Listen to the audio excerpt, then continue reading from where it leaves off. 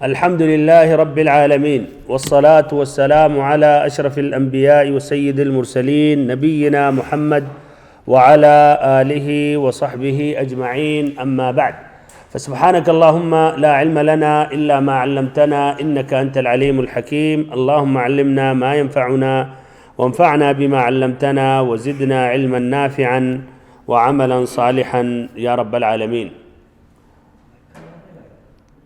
اللهم علمنا ما ينفعنا وانفعنا بما علمتنا وزدنا علما نافعا وعملا صالحا یا رب العالمین.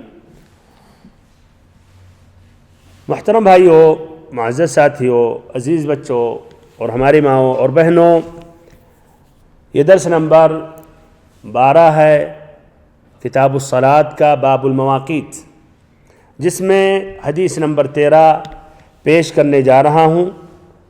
وعن ابی سعید الخدری رضی اللہ عنہ قال سمعت رسول اللہ صلی اللہ علیہ وسلم يقول لا صلاة بعد الصبح حتى تطلع الشمس ولا صلاة بعد العصر حتى تغيب الشمس، متفق علیہ. ولفظ مسلم لا صلاة بعد صلاة الفجر.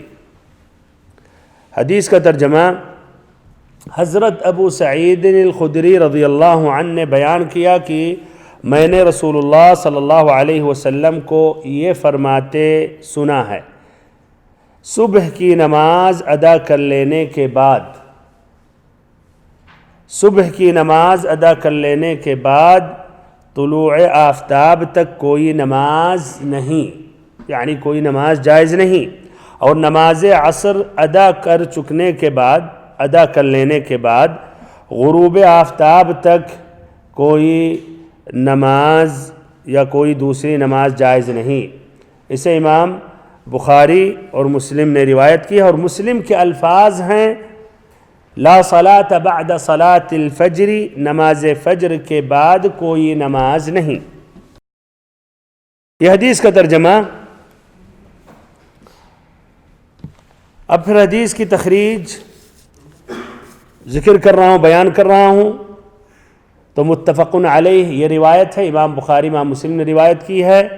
امام بخاری نے کتاب مواقیت الصلاۃ باب لا تتحر الصلاۃ قبل غروب الشمس، پیج نمبر 97، حدیث نمبر 586. لیکن امام بخاری کے جو لفظ ہیں وہ ہیں، دیکھیں لفظ ادھر کیا ہے. ابن حجر رحمہ اللہ نے ذکر کیا لا صلاة بعد الصبح حتى تطلع الشمس، لا صلاة بعد صلاة الصبح حتى تطلع الشمس، ہے کہ نہیں؟ تطلع الشمس، غور کریں، تطلع الشمس معنی کیا ہوتا ہے؟ طلوع. طلوع یہی ہے، طلوع یعنی شروع میں جو سورج نکل جائے.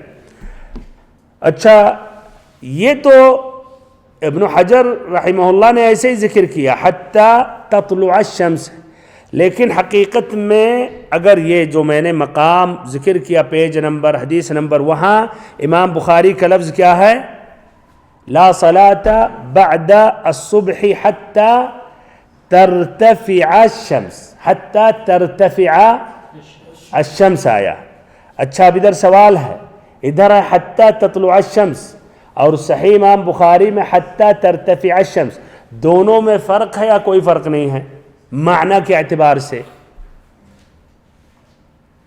معنی کے اعتبار سے حتی تطلع الشمس، یہاں تک کہ سورج طلوع ہو جائے، اور صحیح جو امام بخاری میں جو ہے حتی ترتفع الشمس، یہاں تک کہ سورج بلند ہو جائے. دونوں میں فرق ہے یا نہیں؟ دونوں میں فرق ہے. اسی لیے اس کی وضاحت ہوگی جب بات آئے گی فقہ الحدیث میں. دیکھیے سبحان اللہ، فقہا ایک ایک لفظ کی وجہ سے معنی بدل جاتا ہے، اور پھر اس لفظ سے جو مسئلہ فقہی مسئلہ مستنبط ہوتا ہے، یہی لفظ کی وجہ سے وہ مسئلہ میں اختلاف پیدا ہو جاتا ہے. اسی لیے کچھ اہل علم جب حتی تطلع کا لفظ لے لیتے ہیں تو وہ کچھ فتویٰ دیتے ہیں، اور کچھ جو کہتے ہیں حتی ترتفع اور یہ راجح ہے، تو کوئی اور وہ دوسرا اسی مسئلے میں کہتے ہیں نہیں ایسا نہیں ایسا ہے۔ سوال اب یہ ہے حتی تطلع الشمس، تو کیا یہ ابن حجر رحمہ اللہ نے بالمعنی ذکر کیا؟ تو واضح کر رہا ہوں صحیح امام یا امام بخاری کا جو لفظ ہے یہاں حتی ترتفع الشمس ہے، لیکن صحیح امام بخاری میں اور مقامات پر ابو ہریرہ رضی اللہ عنہ کی حدیث ہے، ابن عمر رضی اللہ عنہما کی حدیث ہے، وہاں یہی عبارت ہے حتی تطلع الشمس۔ تو اس طرح صحیح امام بخاری میں حتی تطلع الشمس کا ذکر آیا ہے یہاں تک کہ سورج کا طلوع ہو جائے، اور ایسے ہی حتی ترتفع الشمس کا بھی ذکر آیا ہے، اور دونوں میں فرق آپ سمجھ گئے ہیں، لیکن مزید وضاحت اس کا کیا نتیجہ، اس کے بنا پر کیا فرق اور کیا اختلاف پیدا ہوگا فقہ الحدیث میں انشاءاللہ ذکر کیا جائے گا۔ تو یہ امام بخاری نے روایت کی ہے، شجرہ پر غور کریں، یہ امام بخاری نے روایت کی ہے، ایسے ہی امام مسلم نے، امام بخاری نے اس سے پہلے ایک ہے شاید اس کا ذکر نہیں کیا گیا ہے، تو امام مسلم نے، امام بخاری نے روایت کی، امام مسلم نے پیج نمبر 333 حدیث نمبر 827 کتاب صلاة المسافرین باب الاوقات التي نهی عن الصلاة فيها، یہ دونوں حضرات امام بخاری امام مسلم روایت کرتے ہیں طریق ابن شہاب سے، ابن شہاب الزہری جو روایت کرتے ہیں عطا ابن یزید الجندعی سے، جو روایت کرتے ہیں ابو سعید الخدری رضی اللہ عنہ سے۔ ابو سعید الخدری رضی اللہ عنہ کہتے ہیں قال رسول اللہ صلی اللہ علیہ وسلم لا صلاة بعد صلاة العصر، مقارنہ کریں یہ روایت جو ابن حجر رحمہ اللہ نے ذکر کیا ہے اور جو روایت میں ابھی پیش کر رہا ہوں، لا صلاة بعد صلاة العصر حتى تغرب الشمس ولا صلاة بعد صلاة الفجر حتى تطلع الشمس، یہ جو عبارت ہے امام مسلم نے روایت کی ہے۔ اور اس شارٹ کاٹ میں حدیث کی طرف، حدیث پر غور کریں، شارٹ کاٹ میں ابن حجر رحمہ اللہ نے کیا ذکر کیا، وَلَفْظُ مسلم لا صلاة بعد صلاة الفجر، پوری حدیث کس طرح ہے مسلم میں، لا صلاة بعد صلاة العصر حتى تغرب الشمس ولا صلاة بعد صلاة الفجر حتى تطلع الشمس، تو یہ امام مسلم کا لفظ ہے، اور امام بخاری کا جو لفظ ہے وہ شروع میں جو ابن حجر رحمہ اللہ نے بیان کیا۔ اس طرح فرق واضح ہو گیا کہ امام بخاری کا لفظ کیا ہے اور امام مسلم کا کیا لفظ ہے۔ اب سوال ادھر ہے ابن حجر رحمہ اللہ نے مسلم کی یہ عبارت کیوں بیان کی ہے، کیوں ذکر کیا؟ جواب، تاکہ پہلی جو روایت ہے اس کی تفسیر اور وضاحت ہو جائے۔ غور کریں، دیکھیں فقہی باتیں، علمی باتیں ہیں، دھیان دے تاکہ فائدہ اٹھا سکے، عام تقریریں نہیں ہیں یہ۔ لا صلاة بعد الصبح کا لفظ آتا پہلی روایت میں، ہے کہ نہیں؟ بعد الصبح کا کیا معنی ہے؟ صبح کے بعد، ادھر دن کا بھی ہو سکتا ہے، صبح یعنی فجر ثانی کا طلوع، ہے کہ نہیں؟ لیکن مسلم کی روایت میں کیا، لا صلاة بعد صلاة الفجر، تو اب بعد صلاة الفجر مسلم کی روایت میں آیا، تو امام بخاری کی جو روایت ہے بعد الصبح، تو کیا مراد ہے امام بخاری کی روایت سے لا صلاة بعد الصبح؟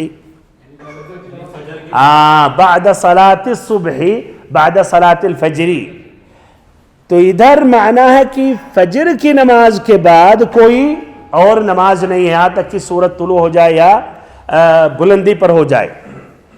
یہ مفہوم نہ لیں آپ لا صلاة بعد الصبح کی فجر کے طلوع ہونے کے بعد کوئی نماز پڑھنا درست نہیں ہے،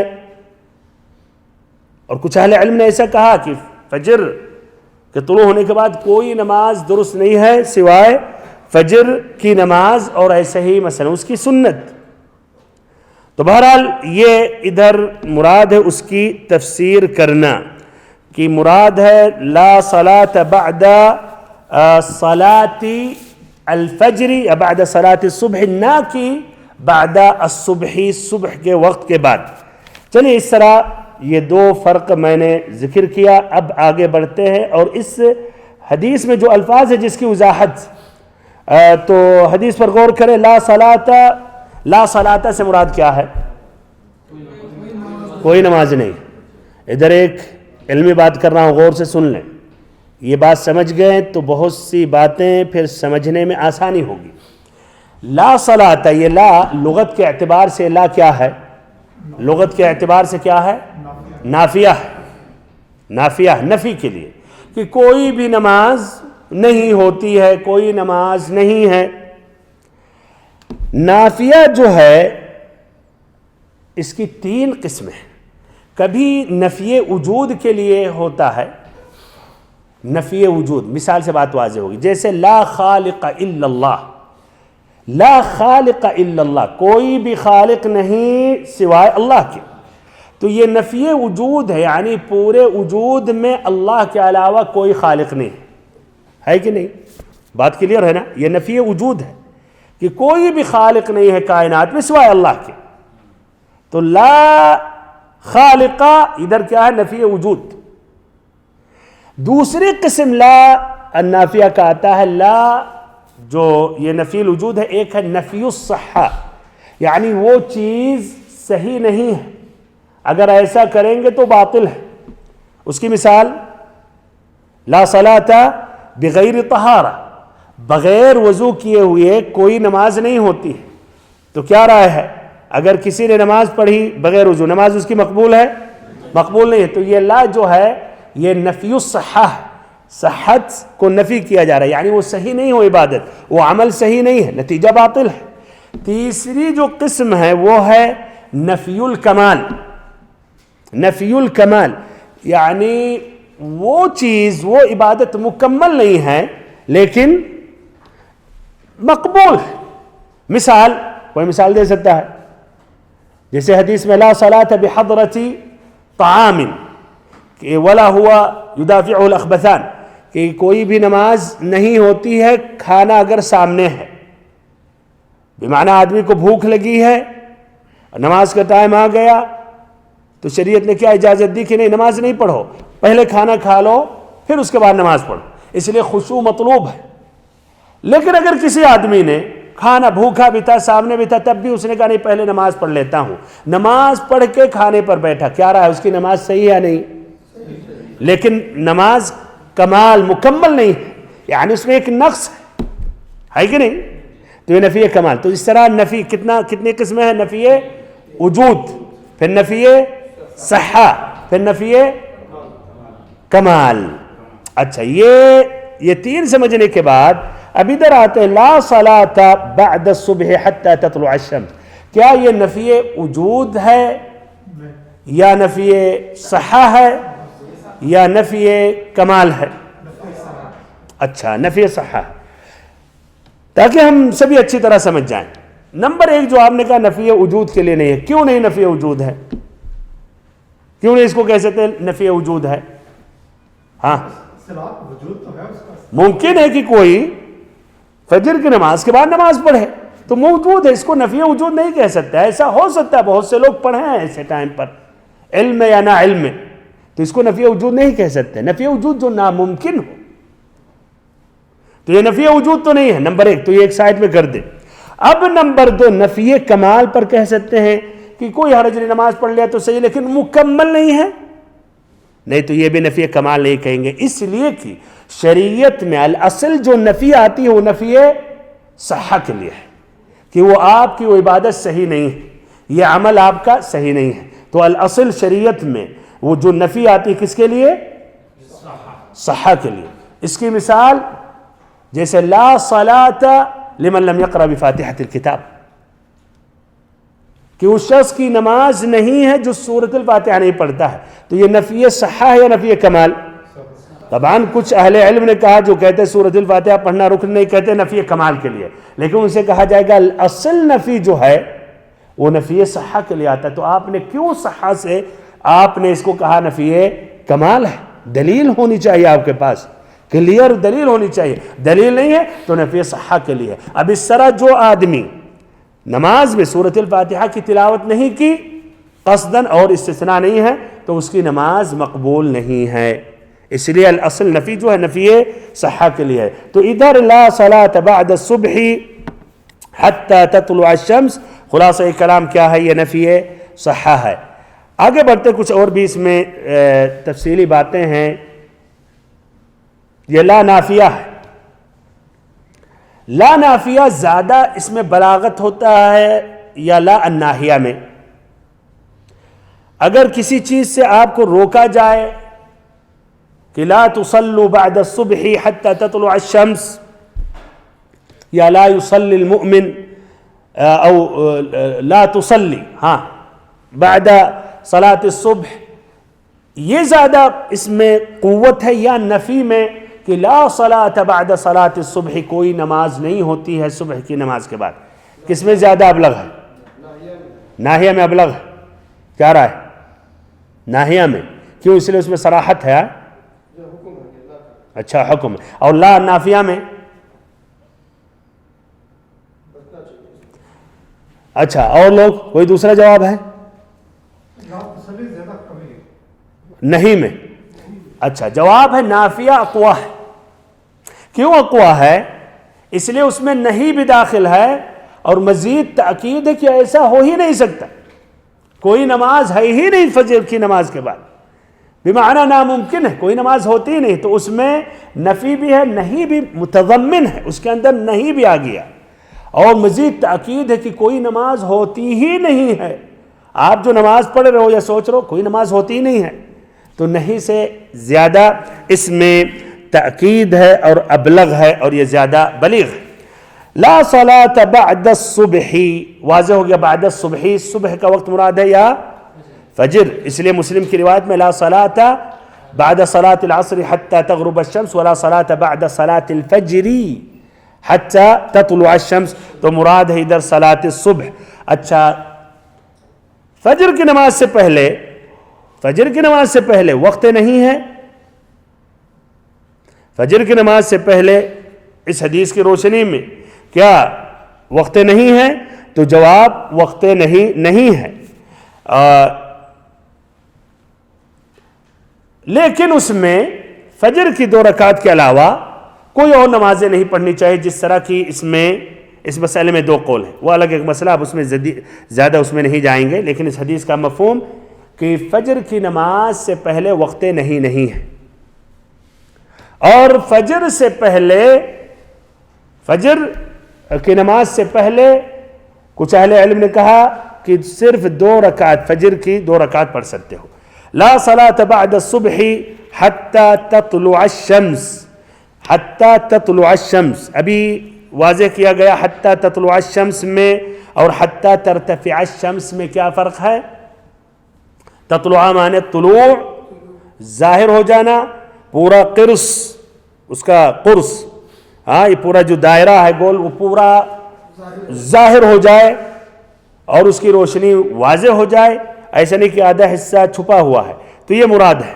ایسے ہی مسلم کی ایک روایت ہے حتی تشرق الشمس یا حتی تشرق الشمس، یہاں تک کہ سورج کا شروق ہو جائے. شروق سے بھی وہی مراد ہے، طلوع ہو جانا، شروع وقت. اب اس طرح یہ واضح ہو رہا حتی تطلع الشمس و حتی تشرق الشمس سے کہ یہ نہیں ممنوع وقت کب تک ہے؟ کب تک آپ نماز نہیں پڑھ سکتے ہیں؟ طلوع تک. یعنی سورج نکل گیا، ظاہر ہو گیا تو خلاص اب آپ نماز پڑھ سکتے ہیں، اس کا ہی معنی ہوا. لیکن کیا یہ مراد ہے؟ نہیں، یہ مراد نہیں ہے. بلکہ کیا مراد ہے کہ سورج بلند ہو جائے، اونچائی پر آ جائے، نہ کہ مجرد اس کا جو قرص ہے وہ بس ظاہر ہو جائے. اور اس کی دلیل کیا ہے؟ اس کی دلیل صحیح امام بخاری کی جو روایت ہے اس جگہ پر ابو سعید خدری رضی اللہ عنہ سے، اس کا لفظ کیا ہے؟ لا صلاة بعد الصبح حتى ترتفع الشمس، ترتفع الشمس، یہاں تک کہ سورج اوپر آ جائے، بلندی پر آ جائے. ارتفاع مانے ارتفاع، اونچائی، بلندی. تو ادھر حتی تطلع الشمس سے اب یہ واضح ہوا کہ ارتفاع مراد ہے، نہ مجرد کی طلوع. اب ادھر آپ لوگوں سے سوال کر رہا ہوں، یہ حدیثیں ابن حجر رحمہ اللہ نے کس باب میں ذکر کیا ہے؟ باب المواقیت میں. اور یہ حدیثوں کا تعلق کیا ہے؟ اوقات ممنوعہ. تو سوال یہ ہے کہ باب المواقیت میں یہ حدیثیں کیوں انہوں نے ذکر کیا؟ ہاں، کس لیے ذکر کیا؟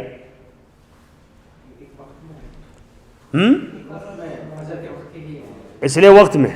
اچھا، تو اس کا جواب یہ ہے کہ مؤلف نے جب وہ اوقات بیان کیا جس اوقات میں ہمیں نماز پڑھنی چاہیے، فجر، ظہر، عصر، مغرب، عشاء، جس حدیثیں گزری، تو اس کے بعد مناسب سمجھا کہ وہ اوقات بھی بیان کریں جس اوقات میں نماز نہیں پڑھنی چاہیے، تاکہ وہ مسئلہ اور اس کے جو مد مقابل ہے وہ بھی ایک ہی ساتھ اکٹھا ہو جائے، ایک ہی جگہ پر وہ بھی واضح ہو جائے، تاکہ وہ چیز کو واضح کر دیں اور اس کے جو مد مقابل ہے وہ بھی واضح کر دیں.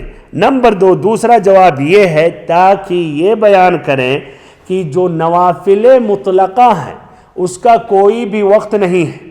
نوافل مطلقہ کا کیا کوئی بھی وقت خاص نہیں ہے، آپ پڑھ سکتے ہیں سوائے وہ اوقات جو ممنوع ہیں، اس کے علاوہ باقی پڑھ سکتے ہیں. اوقات نوافل مطلقہ عشاء کے بعد سے پڑھتے رہیں فجر کی اذان تک، سورج اونچائی پر آ گیا اس کے بعد پڑھتے رہیں زوال سے پہلے تک، ظہر کے بعد پڑھتے رہے عصر کی اذان تک. تو اس کا کوئی ٹائم فکس نہیں ہے سوائے وہ اوقات جو ممنوع ہیں. بخلاف جو فرائض ہیں اس کے اوقات محدد ہیں، اس کے اوقات محدد ہیں، اور ایسے اسی سے جو نوافل جو سنن رواتب ہیں وہ بھی ان فرائض سے جڑے ہوئے ہیں. تو یہ 2 سبب ہیں جس کی وجہ سے ابن حجر رحمہ اللہ نے یہ حدیثیں بیان کی. اب اس حدیث میں جو فائدے ہیں اور جو مسائل ہیں بیان کر رہا ہوں. تو پہلا فائدہ، پہلا مسئلہ یہ ہے، اس حدیث سے یہ بات واضح ہوئی کہ فجر کی نماز کے بعد نماز پڑھنا ناجائز ہے یہاں تک کہ سورج کا طلوع ہو جائے اور بلند ہو جائے.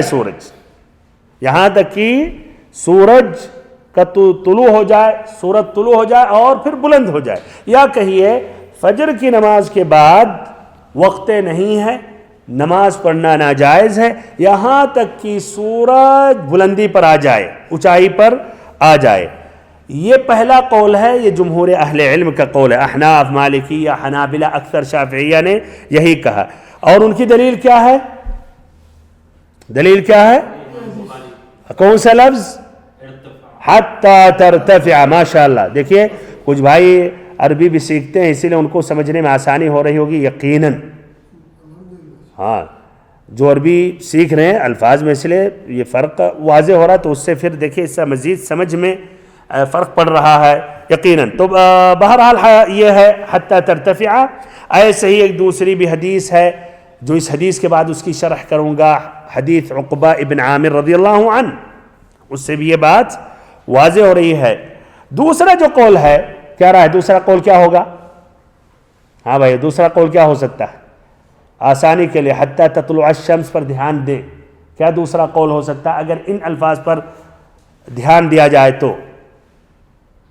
ہاں، دوسرا قول کہ فجر کی نماز کے بعد کوئی بھی نماز صحیح اور درست نہیں ہے یہاں تک کہ سورج کا طلوع ہو جائے. صرف طلوع، یعنی وہ دائرہ، وہ قرص نکلا، خلاص جائز ہے. آپ ضحیٰ کی نماز پڑھیں، اشراق کی نماز پڑھیں، سنتیں پڑھنا شروع کر دیں زوال سے پہلے، ظہر کی اذان سے 5-10 منٹ پہلے، جس طرح اس کی بھی وضاحت ہوگی آئندہ حدیث میں. یہ کچھ شافعیہ نے کہا. اسی لیے ہم دیکھتے ہیں مکہ میں شاید اس قول پر عمل کرنے والے، ابھی سورج کا طلوع ہوا 3 منٹ ہوا، یعنی سورج مکمل قرص اس کا ہو گیا ہوگا، دیکھتے ہیں کچھ لوگ سنت پڑھنے لگتے ہیں.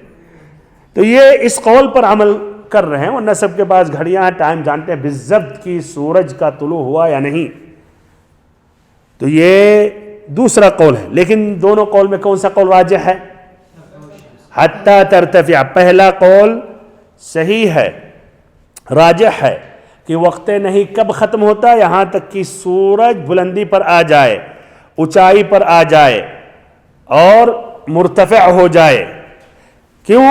اس لیے کہ یہ لفظ جو ہے حتیٰ ترتفع الشمس یہ آیا ہے اور اس میں مزید علم ہے، اس میں اضافہ ہے، تو یہ مقدم ہے کہ ہم اس الفاظ پر عمل کریں حتیٰ تطلع الشمس۔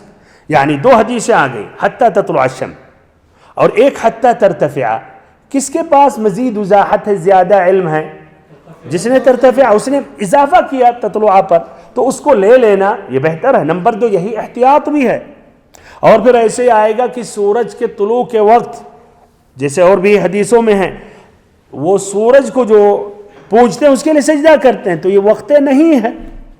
تو اس طرح پہلا قول زیادہ راجح ہے، لیکن سوال یہ ہے کہ مقدار ارتفاع کتنا بلند ہو جائے سورج، کتنی اونچائی پہ چلا جائے، کتنا ہونا چاہیے؟ پورا دائرہ تو وہی تو تطلعہ ہے جو کہہ رہے مرجوح ہے۔ دائرہ کے بعد بھی ارتفاع کی بات ہو رہی ہے، دائرہ مکمل ہو گیا، صحیح جو قول ابھی بھی وقت نہیں ہے۔ ہاں بہرحال اور حدیثوں میں آتا ہے حتیٰ ترتفع قید رمح، یہاں تک کہ ایک تیر کے برابر بلندی پر آ جائے۔ ایک تیر یعنی ہم اور آپ جو دیکھتے ہیں دنیا، یہاں زمین پر سورج کو دیکھتے ہیں، ورنہ حقیقت میں وہ تو اللہ ہی جانتا ہے کتنا کلومیٹر ہوگا، کتنا 100 ہوگا، تو ایک یا کتنے ہزار بھی ہوں گے، تو ہم جو دیکھ رہے ہیں ایک رمح کے برابر یعنی تقریباً ایک ہاتھ لے لیں یا تیر اور بھی لمبا ہوگا اس سے غالباً 1.5 ہاتھ 2 ہاتھ، المہم اس طرح یعنی بلند ہو جائے، یہ مراد ہے جس طرح کہ حدیث ابی امامہ میں حتیٰ ترتفع قید رمح، اگرچہ وہ حدیث میں کلام ہے، اور یہ اب منٹ سے اگر حساب لگائیں گے تو کتنا منٹ ہوگا؟ سورج کے طلوع کے بعد 12 منٹ، اور احتیاط ہے کہ 15 منٹ پکڑ لیں، تو 15 منٹ سے پہلے اشراق یا ضحیٰ کی نماز نہیں پڑھیں، اس طرح وقت مکمل ہو گیا۔ ایک اور فائدہ باقی اس حدیث میں انشاءاللہ آئندہ درس میں ذکر کروں گا۔ اللہ تعالیٰ سے اخیر میں دعا کرتا ہوں کہ اللہ تعالیٰ ہم سبھی کو علم نافع عطا کرے اور ہم سبھی کو صراط مستقیم پر چلائے۔ وصلی اللہم وسلم وبارک وانعم علی عبدک ورسولک محمد۔